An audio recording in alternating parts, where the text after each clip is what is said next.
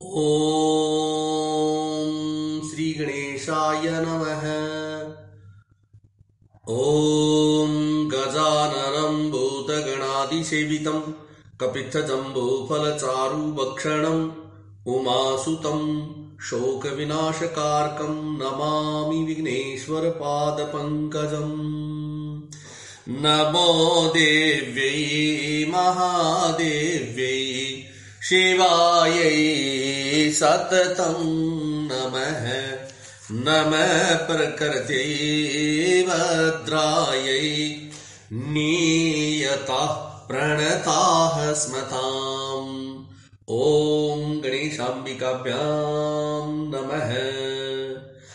मङ्गलं भगवान् विष्णु मङ्गलं गरुडध्वज मङ्गलं पुण्डरीकाक्षो मङ्गलायतनो हरि। ॐ शान्ताकारं भुजङ्गशयनं पद्मनाभं सुरेशं विश्वाधारं गगनसदृशं मेघवर्णं शुभांगं लक्ष्मीकान्तं कमलनयनं योगिभिर्ध्यानगम्यं वन्दे विष्णुं भवभयहरं सर्वलोकैकनाथम्। यं ब्रह्मा वरुणेन्द्ररुद्रमरुतः स्तुवन्ते दिव्यैः स्तवैर्वेदैः साङ्गपदकर्मोपनिषदैर्गायन्ति यं सामगाः ध्यानावस्थितद्गतेन मनसा पश्यन्ति यं योगिनो यस्यान्तं न विदुः सुरासुरगणा देवाय तस्मै नमः। मङ्गलं भगवान् शम्भो मङ्गलं वृषभध्वज मङ्गलं पुण्डरीकाक्ष मङ्गलं पार्वतीनाथो मङ्गलायतनो हरः। कर्पूरगौरं करुणावतारं संसारसारं भुजगेन्द्रहारं सदा वसन्तं हृदयारविन्दे भवं भवानी सहितं नमामि। सर्वमङ्गलमङ्गल्ये शिवे सर्वार्थसाधिके शरण्यत्र्यम्बके गौरी नारायणी नमोऽस्तुते। लक्ष्मीर्मेधाधरा पुष्टिर्गौरी तुष्टिप्रभा धृतिः एताभिः पाहि तनुभिरष्टाभिर्मां सरस्वती। ॐ नत्वा सरस्वतीं देवीं शुद्धां गुण्यां करोम्यहम्। आपदां हरतारं दातारं सर्वसम्पदां लोकाभिरामं श्रीरामं भूयो भूयो नमाम्यहम्। रामाय रामभद्राय रामचन्द्राय मानसे रघुनाथाय नाथाय सीताया पतये नमः।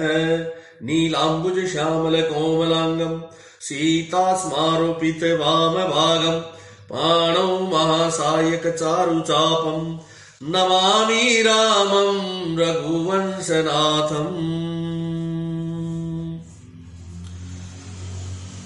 सब मंचन्नते मंचु एक सुंदर विशद विशाल मुनि समेत दो बंधु तहीं बैठा रे महिपाल।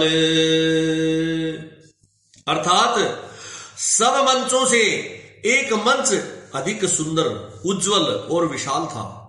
स्वयं राजा ने मुनि सहित अर्थात मुनि विश्वामित्र सहित दोनों भाइयों राम और लक्ष्मण को उस पर बैठाया। प्रभु ही देखी सब नृप ही आरे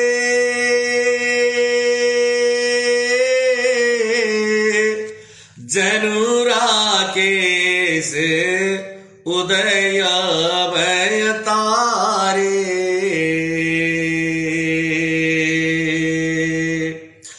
असी प्रतीति सबके मन माई,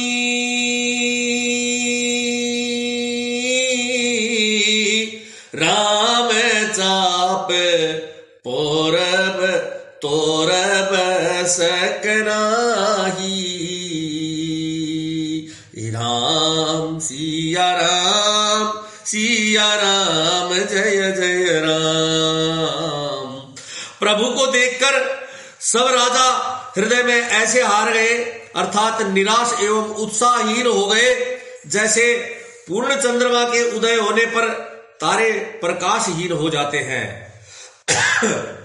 उनके तेज को देखकर सबके मन में ऐसा विश्वास हो गया कि रामचंद्र जी ही धनुष को तोड़ेंगे, इसमें संदेह नहीं है। बिनु बंजी हूं भव धनुषु विशाला,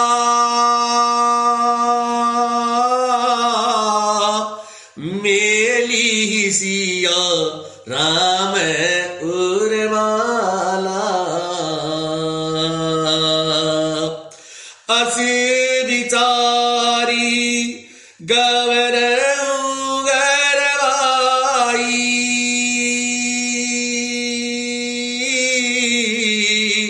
जसु प्रतापु बलु तेजु गवाई, राम सिया राम जय जय राम। इधर उनके रूप को देखकर सबके मन में यह निश्चय हो गया कि शिवजी के विशाल धनुष को जो संभव है न टूट सके, बिना तोड़े भी सीता जी श्री रामचंद्र जी के ही गले में जयमाला डालेंगी, अर्थात दोनों तरह से ही हमारी हार होगी और विजय श्री रामचंद्र जी की ही होगी। यो सोचकर वे कहने लगे, हे भाई, ऐसा विचार कर यश प्रताप बल और तेज गंवाकर अपने अपने घर चलो। बिहसे अपर भूप सुनि बानी,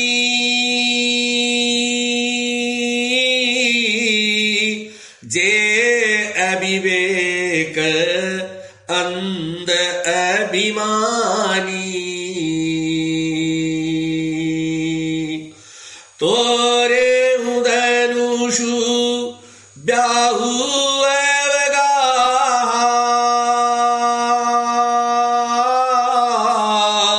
बिनु तोरे को कुंवरी वियाहा, राम सिया राम जय जय राम।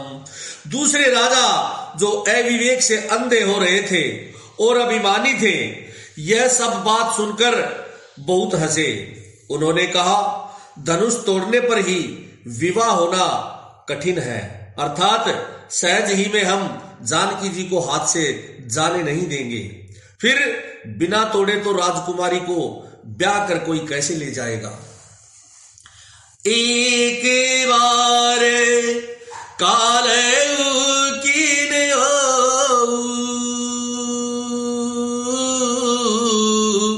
सिया हित समर जितब हम सो,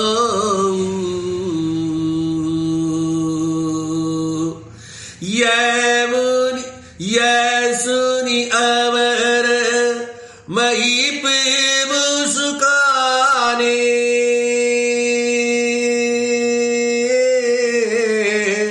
धर्मशील हरिभक्त सयाने,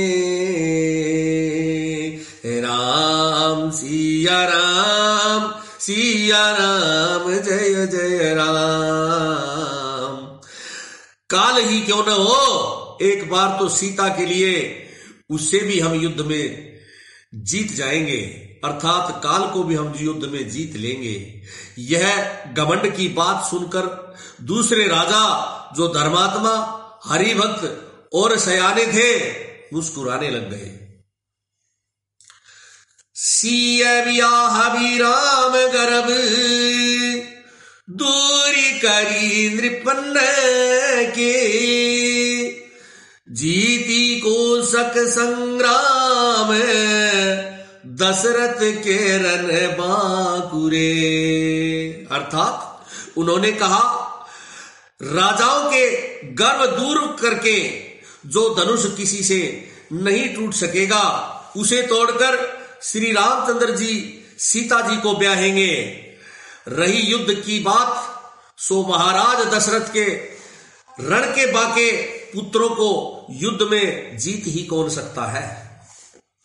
व्यर्थ मरहु जनि गाल बजाई, मन मोद कनी की भूख बुताई। सिख आवारी सुनि परम पुनीता, जगदम्बा जानहु जिय सीता। जय रघुनंदन जय सिया राम, जय रघुनंदन जय सिया राम। गाल बजाकर व्यर्थ ही मत करो। मन में लड्डुओं से भी कहीं, अर्थात मन के लड्डुओं से भी कहीं भूख बुझती है। हमारी परम पवित्र अर्थात निष्कपट सीख को सुनकर सीता जी को अपने जी में साक्षात जगत जननी समझो, अर्थात उन्हें पत्नी रूप में पाने की आशा एवं लालसा छोड़ दो। जगत पिता रघुपति ही बिचारी, भरी लोचन छबिले निहारी। सुंदर सुखद सकल गुण राशि, ए दो बंधु शंभु उर्वासी।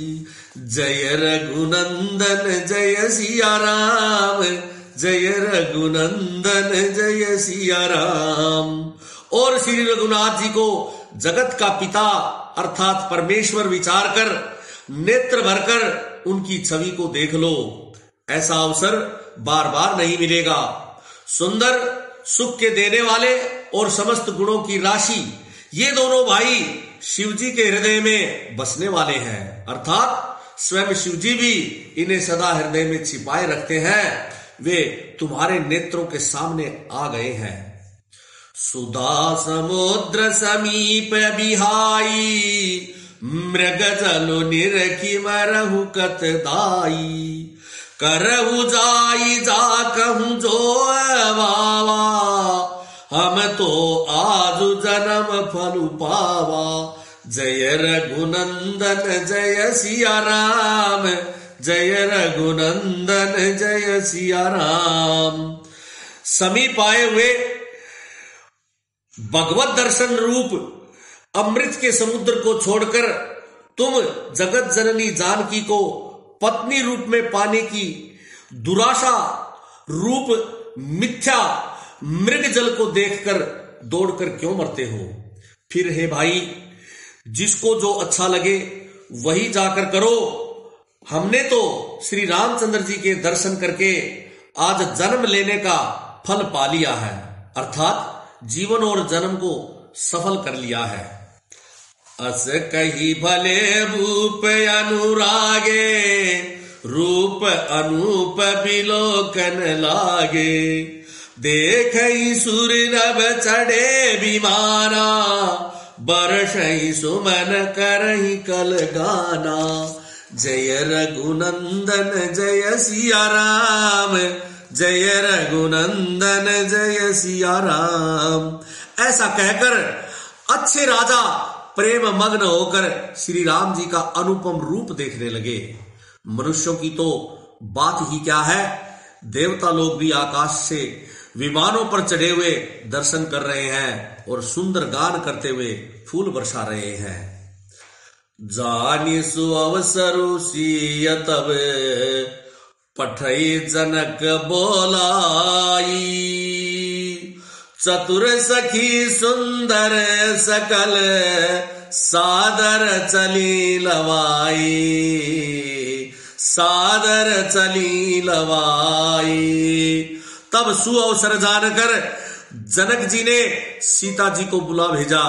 तब चतुर और सुंदर सखियां आदर पूर्वक उन्हें लिवा चली। सिय सोवा नहीं जाई बैठानी,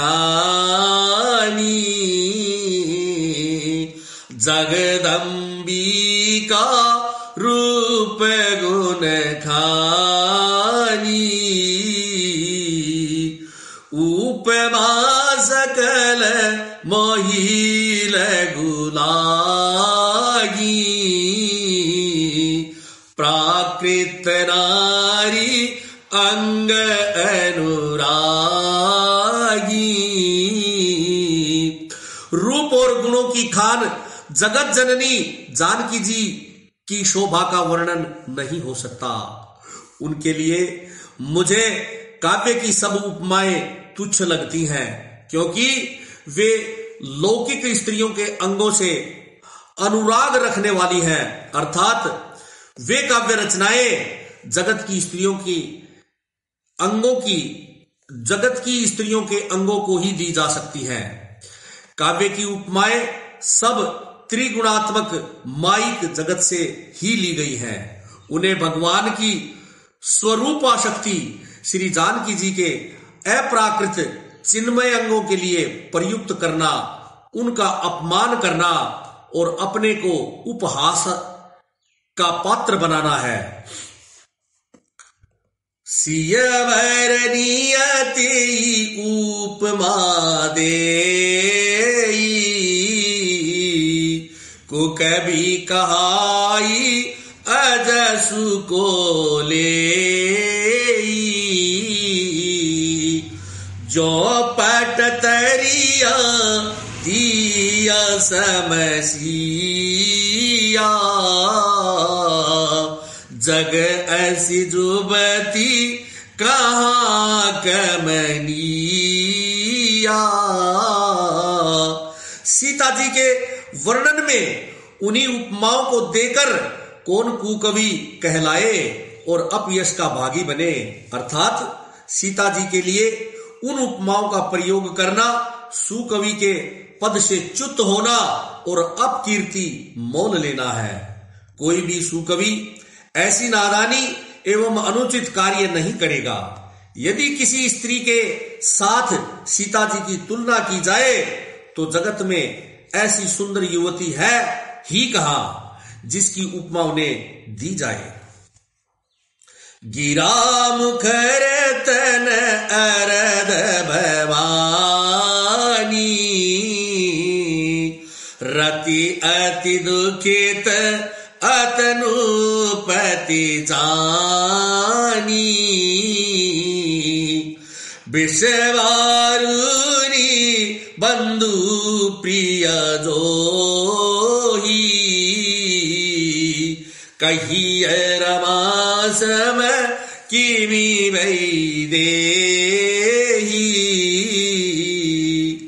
पृथ्वी की स्त्रियों की तो बात ही क्या, देवताओं की स्त्रियों को भी यदि देखा जाए तो हमारी अपेक्षा कहीं अधिक दिव्य और सुंदर है।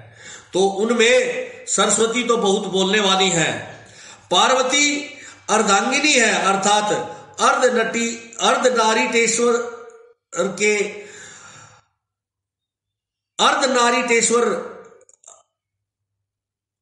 अर्थात पार्वती अर्धांगिनी है अथवा अर्धनारी नटेश्वर के रूप में उनका आधा ही अंग स्त्री का है, शेष आधा अंग पुरुष अर्थात शिव जी का है।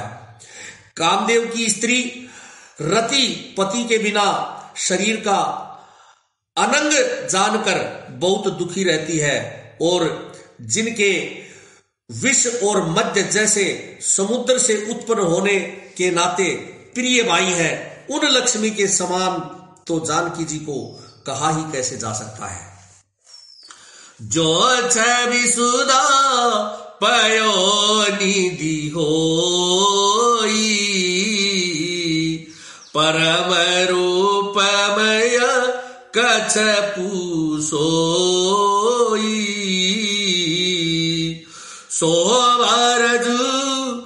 चंद्रु सिंगारू मथई पानी पंकज निज मारू। जिन लक्ष्मी जी की बात ऊपर कही गई है वे निकली थी खारे समुद्र से, जिसको मथने के लिए भगवान ने अति कर्कश पीठ वाले कच्छप का रूप धारण किया। रस्सी बनाई गई महान विषधर वासुकी नाग की।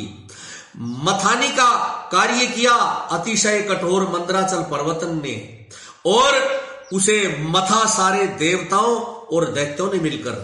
जिन लक्ष्मी को अतिशय शोभा की खान और अनुपम सुंदरी कहते हैं, उनको प्रकट करने में हेतु बने ये सब असुंदर एवं स्वाभाविक ही कठोर उपकरण। ऐसे उपकरणों से प्रकट हुई लक्ष्मी श्री जानकी जी की समता को कैसे प्राप्त कर सकती हैं?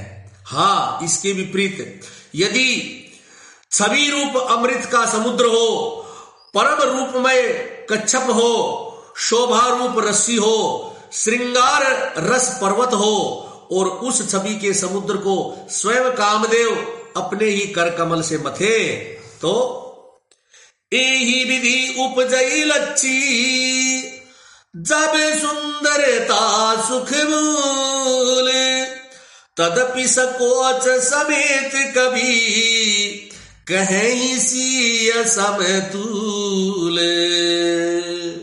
अर्थात इस प्रकार का संयोग होने से जब सुंदरता और सुख की मूल लक्ष्मी उत्पन्न हो, तो भी कवि लोग उसे बहुत संकोच के साथ सीता जी के समान कह पाएंगे। जिस सुंदरता के समुद्र को कामदेव मथेगा, वह सुंदरता भी प्राकृत लौकिक सुंदरता ही होगी, क्योंकि कामदेव स्वयं भी त्रिगुणमय प्रकृति का ही विकार है। अतः उस सुंदरता को मथकर प्रकट की हुई लक्ष्मी भी उपर्युक्त लक्ष्मी की अपेक्षा कहीं अधिक सुंदर और दिव्य होने पर भी होगी प्राकृत ही। अतः उसके साथ भी जानकी जी की तुलना करना कवि के लिए बड़े संकोच की बात ही होगी। जिस सुंदरता से जानकी जी का दिव्याति दिव्य परम दिव्य विग्रह बना है, वह सुंदरता उपर्युक्त सुंदरता से भिन्न अप्राकृत है। वस्तुतः लक्ष्मी जी का अप्राकृत रूप भी यही है, वह कामदेव के मथने में नहीं आ सकती और वह जानकी जी का स्वरूप ही है। अतः उनसे भिन्न नहीं है और उपमा दी जाती है भिन्न वस्तु के साथ। इसके अतिरिक्त जानकी जी प्रकट हुई है स्वयं अपनी महिमा से। उन्हें प्रकट करने के लिए किसी भिन्न उपकरण की अपेक्षा नहीं है, अर्थात शक्ति शक्तिमान से अभिन्न अद्वैत तत्व है, अतएव अनुपमेय है। यही गूढ़ दार्शनिक तत्व भक्त शिरोमणि कवि ने इस अभूतोपमालंकार के द्वारा बहुत सुंदरता से व्यक्त किया है। चली संगलई सखी सयानी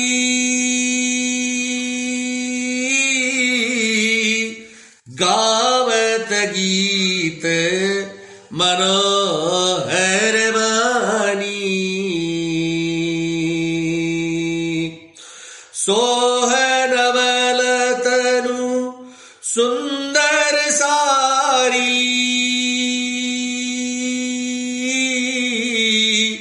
जगत जननी अतुलित छविवारी।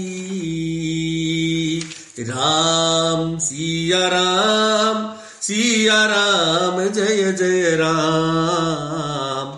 सयानी सखियां सीता जी को साथ लेकर मनोहर वाणी से गीत गाती हुई चली।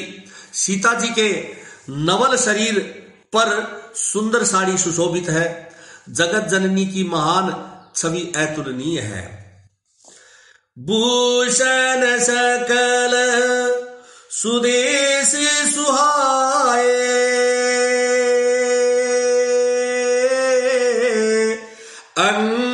अंग रची सखिन बनाए, रंग भूमि जब सिया पगुदारी,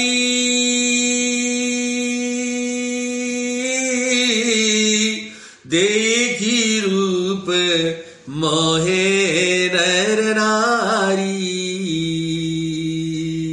राम सिया राम जय जय राम। सब आभूषण अपनी अपनी जगह पर सुशोभित हैं, जिन्हें सखियों ने अंग अंग में भली भांति सजाकर पहनाया है। जब सीता जी ने रंगभूमि में पैर रखा तब उनका दिव्य रूप देखकर स्त्री पुरुष सभी मोहित हो गए। हर्षि सुरन्न दुदुम्बी, हर्षि सुरन्न दुंदुबी बजाई,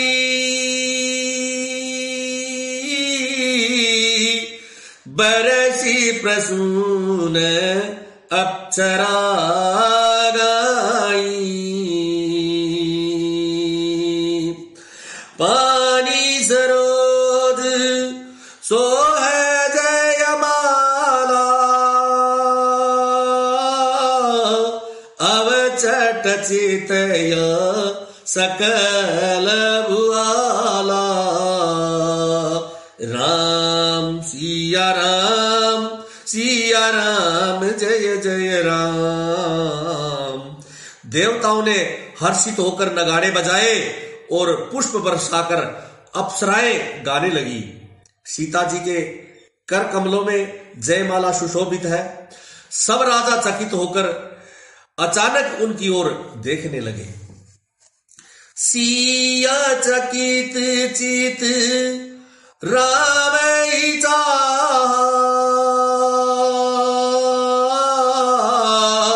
भय मोह बस सब नर नाहा, मुनि समीप देखे दो भाई, लगे ललकी लोचन निधि पाई। राम सिया राम जय जय राम। सीता जी चकित चित्त से श्री रामचंद्र जी को देखने लगी। तब सब राजा लोग मोह के वश हो गए। सीता जी ने मुनि के पास बैठे दोनों भाइयों को देखा तो उनके नेत्र अपना खजाना पाकर ललचाकर वहीं श्री राम जी में जा लगे, अर्थात स्थिर हो गए। गुरजन लाज समाजू बड़े, देखी सिय सकुचानी, लागी बिलोकन सखिन तन, रघुबीर ही उरयानी, रघुबीर ही उरयानी। परंतु गुरुजनों की लाज से तथा बहुत बड़े समाज को देखकर सीता जी सकुचा गई। वे श्री रामचंद्र जी को हृदय में लाकर सखियों की ओर देखने लगी। राम रूप अरु सिय छवि देखे, नर नारी न परिहरि निमेखे, सोच ही सकल कहत सकुचाही, विदेशन विनय करहि मन माही। जय रघुनंदन जय सिया राम, जय रघुनंदन जय सिया राम। श्री रामचंद्र जी का रूप और सीता जी की छवि देखकर स्त्री पुरुषों ने पलक मारना छोड़ दिया, अर्थात सब एक तक उन्हीं को देखने लगे। सभी अपने मन में सोचते हैं पर कहते सकुचाते हैं। मन ही मन वे विधाता से विनय करते हैं कि हरु विधि बेगी जनक जड़ताई, मति हमारी असी देहि सुहाई। बिनु विचार पनु तजि नर नाहु, सिय राम कर करई विबाहु। जय रघुनंदन जय सिया राम, जय रघुनंदन जय सिया राम। हे विधाता, जनक की मूढ़ता को शीघ्र हार लीजिए और हमारी ही ऐसी सुंदर बुद्धि उन्हें भी दे दीजिए कि जिससे बिना ही विचार किए राजा अपना प्रण छोड़कर सीता जी का विवाह श्री रामचंद्र जी से करते हैं। जगु भल कही भाव सब काहू, हठ कीने अंत मूर दाहू। एही लाल सामगन सब लोगू, बरु सावरो जानकी जोगू। जय रघुनंदन जय सिया राम, जय रघुनंदन जय सिया राम। संसार उन्हें भला कहेगा क्योंकि यह बात सब किसी को अच्छी लगती है।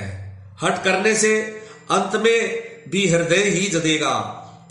सब लोग इसी लालसा में मग्न हो रहे हैं कि जानकी जी के योग्य वर तो यह एक सांवला ही है। तब बंदी जन जन का बोलाए, बिरिदावली कहत चली आए। कह नृपु जाई कह उपन मोरा, भले बाट ही हर सुन थोरा। जय रघुनंदन जय सिया राम, जय रघुनंदन जय सिया राम। तब राजा जनक ने बंदीजनों अर्थात भाटों को बुलवाया।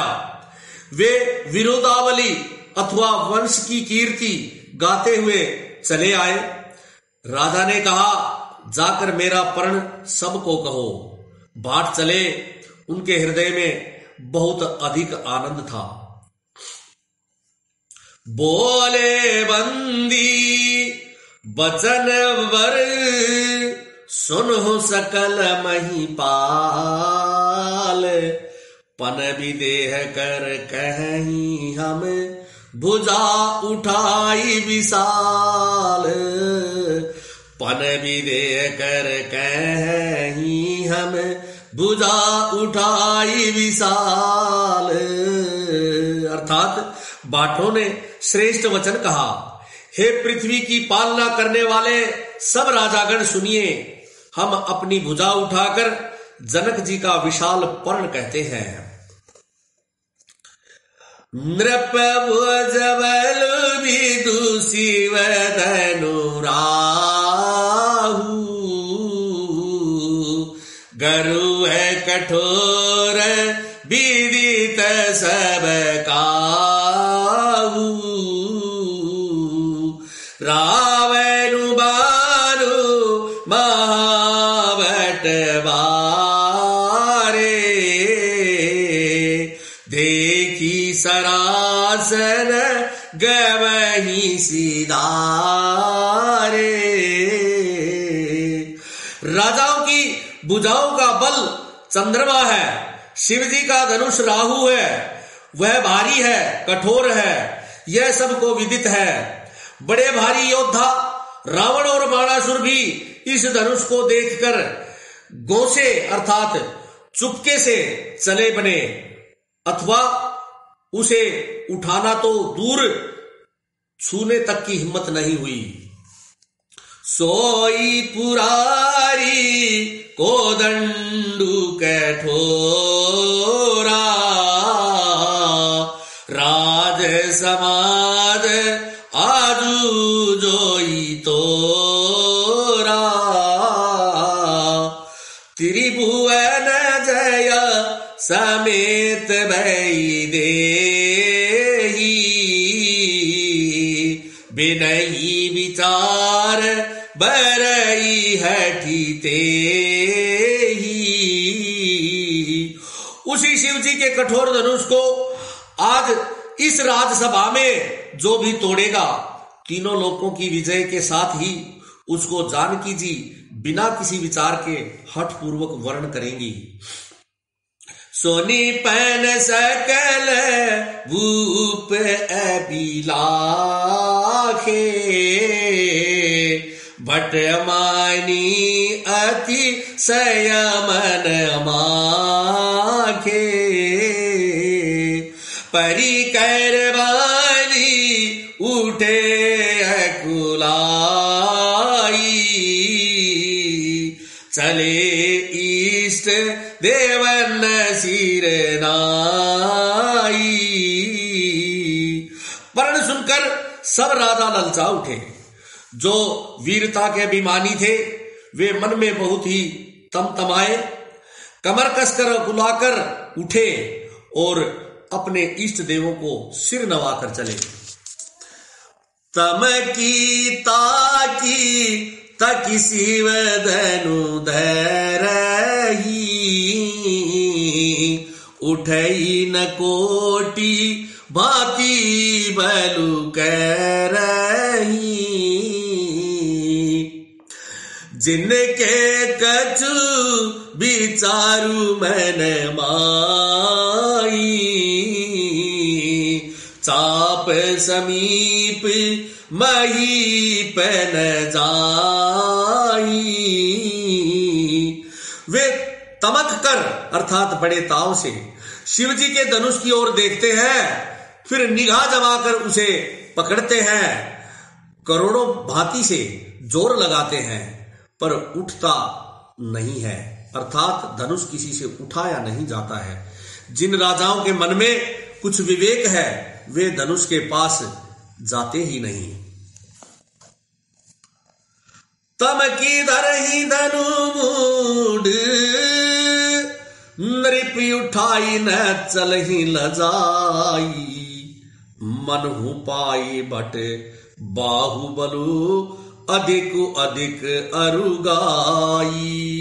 अर्थात वे मूर्ख राजा तमक कर किटकिटाकर धनुष को पकड़ते हैं, परंतु जब उनसे उठाया नहीं जाता तो लजाकर चले जाते हैं। मानो वीरों की भुजाओं का बल पाकर वह धनुष अधिक अधिक भारी होता जाता है। भूप सहस दस एक ही वारा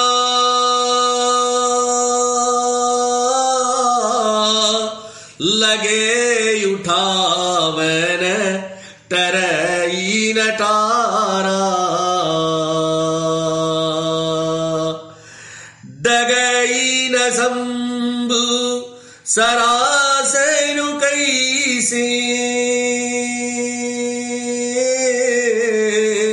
कामी बचन सत्य मनु जैसे। राम सिया राम जय जय राम। तब 10,000 राजा एक ही बार धनुष को उठाने लगे तो भी वह उनके टाले नहीं टलता। शिवजी का वह धनुष कैसे नहीं डिगता, जैसे कामी पुरुष के वचनों से सती का मन कभी चलायमान नहीं होता। सब नृप भय जोगु उपहासी जैसे बिनु विराग सन्यासी कीरति विजय वीरता वारी चले चाप कर बरबस भारी। राम सिया राम जय जय राम। सब राजा उपहास के योग्य हो गए, जैसे वैराग्य के बिना सन्यासी उपहास के योग्य हो जाता है। कीर्ति, विजय, बड़ी वीरता, इन सबको वे धनुष के हाथों बरबस हार कर चले गए। श्रीहत भय हारी राजा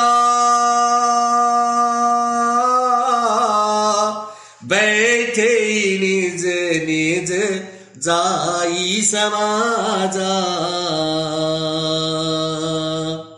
नृपन्न विलोकी जनकु अकुलाने,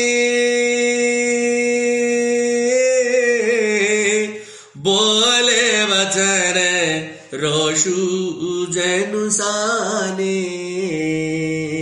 राम सिया राम जय जय राम। राजा लोग हृदय से हार कर श्रीहीन अर्थात हतपर्व हो गए और अपने अपने समाज में जाकर बैठ गए।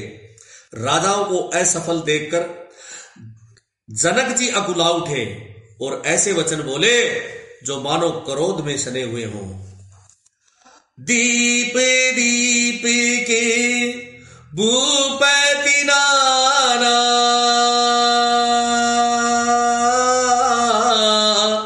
आए सुनी हम जो पैर उठाना।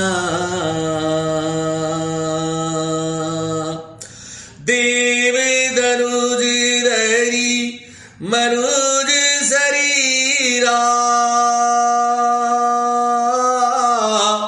विपुल वीर आए रणधीरा। राम सिया राम जय जय राम। मैंने जो प्रण ठाना था उसे सुनकर द्वीप के अनेक राजा आए, देवता और दैत्य भी मनुष्य का शरीर धारण करके आए तथा और भी बहुत से रणधीर आए। जय श्री राम।